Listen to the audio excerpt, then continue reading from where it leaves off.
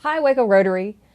We thought during this time where we can't meet and we miss seeing each other's faces that we might try to give you something that you normally get to hear every week, and that is Dan Ingham giving us an update on Central Texas sports.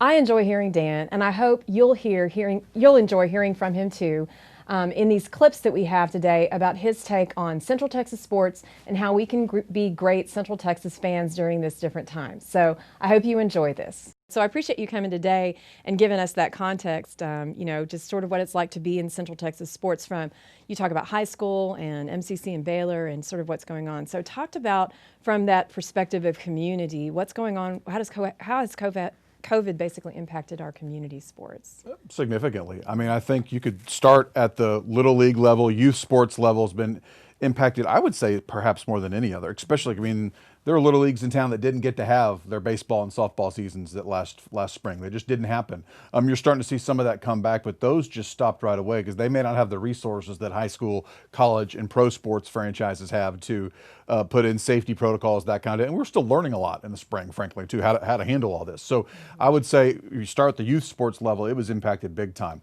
High school sports, they didn't get to finish up their spring seasons. College sports, they didn't get to finish up their spring seasons. Our basketball teams, both Baylor men's and women's teams, were top 5, top 10 type teams that had legitimate Final Four aspirations, and it just ended like that. And they're among a long list of things that ended like that. I mean, everybody has a story of, man, COVID stinks. I mean, it's certainly not unique to Baylor basketball. So then you saw things start to ramp up a little bit more in the summer. They're like, all right, we're going to try and give it a go at the high school and college level, and we've seen that. Baylor football started, their teams came back at early summer, started working out, going through the COVID protocols. High school sports are underway here. We've got volleyball, cross country, high school football going. So it is happening now. It just was a process to figure out how teams were going to do that. And then we've heard about, so we've got some, it's kind of start and stop, like plan a game, maybe cancel it, maybe have it, Yeah. Put protocols in place and try to protect everybody. And so it's really just week by week or day by day what we're going to do for our regular sports that we're having. No doubt. I mean, you've seen it with Baylor. They've had games postponed or canceled. If you think about it, it's probably going to go like this throughout the fall. You're going to see college games that are postponed or canceled because they can't hit the minimum threshold for the number of players needed. The Big 12 at least put in rules. You got to have 53 players. Can't have like an entire position group, wiped out. That's how Baylor wasn't able to play their game with Houston. And we've seen high school games that have been postponed or canceled as well. And high school and both college, they tried to build in open dates in their schedule to try and make up some of those games. But I think we've all just got to realize, some people aren't going to play a full schedule. It stinks, but you're going to err on the side of safety. And if you can find a way to get as many games in, involve kids at all levels that they still get to play sports, that's a net positive. And so on the positive side of this, there are things still happening. So Yeah. you just mentioned that there's high school teams playing. We've got some ranked teams right now in the Central Texas area. Got some great teams here in high school football, and they got underway at the 1st of September. It's been exciting to get that going. The smaller classes, so class 4A and down, they've been playing for a few weeks. 5A and 6A are just now getting started, so they kind of push those back a few weeks, so their season will go a little bit longer, but they're getting underway. It's exciting, and there's some neat things that they've done at some of these places where, there's attendance limits at these games. So the UIL typically, they were big hardcore. You cannot broadcast live games on Friday nights, and they've allowed schools to do that. Some of them some are televised, some are on just webcasts. So like if mom and dad or grandma or grandpa can't go to the game, they can actually watch the game. So it's been kind of cool to see UIL was flexible this year in allowing more people to access these games. So Dan, I'll ask you, I don't know if you have anybody that you would say are, going back to our high school sports, I'm thinking about, who do you think there's anybody to watch? Are there any teams that we need to keep an eye on for this team because of how they're doing in the season? I just think it might be fun to go through some of those sports if you have any. Sure. Anybody you're watching? I mean, so we'll keep it kind of Waco-centric here, obviously. So I'd say China Spring. They're really good. They're a 4A team. Brian Bell, who was a great quarterback there, his dad, Mark Bell, longtime head coach there. His brother, Sean Bell, was a great quarterback at Baylor, now an assistant coach on the Baylor staff.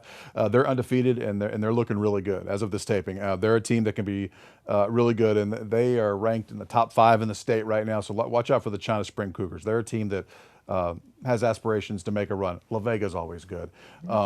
Midway, we don't know yet. Waco High, we don't know yet. University, we'll see about those teams, but no doubt about it, watch out for China Spring. And of course, out in the eastern part of the county, Mart. I mean, that's like a given. Yep. The sky is blue. Mart's really good at football, but yeah, they're going for their 4th straight state championship at Mart, and that's unbelievable. What are stadiums doing? What can you do if you want to see something live? Are there options for that, either for high school football games or events like that, or even for events? So I'll ask you first. Are there options for people who I'm used to being a fan of XYZ school and I want to go see the games? Can they still do that? They can. It's just they may have to realize you may not be able to go to every game, especially when you're talking about Baylor or high schools that typically have big crowds. So I'll start with high school sports. I've been to some high school games. Yes, you can go, but it's at reduced capacity and you have to spread out. So maybe at some high schools where they didn't normally fill up their stands, it doesn't impact their fans. But I've got a coworker, just as an example, her son plays at China Spring. Well, they get big crowds out at China Spring, and I think they get 2 or 4 tickets per player. Well, that if you've got a brother, a mom, a sister, grandma, then they may not all get to go, and that's just the reality. That goes back to why it's great that they're streaming some of these games. I'll speak to college too. Baylor is also at a reduced capacity, about a quarter of it. So Baylor typically gets over 40,000 people in the stands. Well, they can only get 10 to 15,000 now. So the way they did it was they let their season ticket holders, they gave them opportunities to buy single game tickets. So I'm sure there are some folks that were able to get more than one game, but I know folks, all right, I'm going to one game. This is my game this year, and Baylor was very flexible to folks in allowing them if they wanted to keep their money or get their money back or put it towards next year or donate it. But the reality is Baylor's going within, Baylor didn't set these rules. They're going within the city and state, regulations. I think quarter is across the state. That's what you're seeing in most places. You saw the Dallas Cowboys play recently. They had about a quarter in their stands there too. So yes, you can go, but you've got to realize it's going to be ticketless at most places. So you better learn how to use Apple Pay or whatever, or wherever you get your tickets. I know that's where we have Baylor tickets, and I've got them in my Apple Wallet, and you can use it on your phone. And for some folks, that may be an education, but there's no paper tickets. That just doesn't, and that may not be coming back. But yeah, people need to learn to use that if they can. And but it's a good thing. That eliminates that contact point. So for high school sports, at least, you need a connection to a high school player. Maybe so, exactly. It just depends on your school. I mean, exactly. I mean, for schools where they get a lot of fans and they're usually packed out, they can't do that. I mean, it's just a numbers game. So you're going to let the parents go, but it may not be that aunt, uncle, cousin, grandma, and grandpa may not get to go too. So that's just, it's the new reality. But again, I'll go back to it's a net positive because the kids, and Will's been talking about it, they get to play. They get to play the sport they love to do, whether it's volleyball, basketball, baseball, anything like that. To me, that's a positive. And if it means a few less people can go in the stands, we can adjust. So the thing to do if you want to be a supporter, you should go online and watch and voice your support maybe on social media or something like that. Great for idea. a school Yeah. that's doing. No doubt about it. And take advantage of the opportunities there are this year.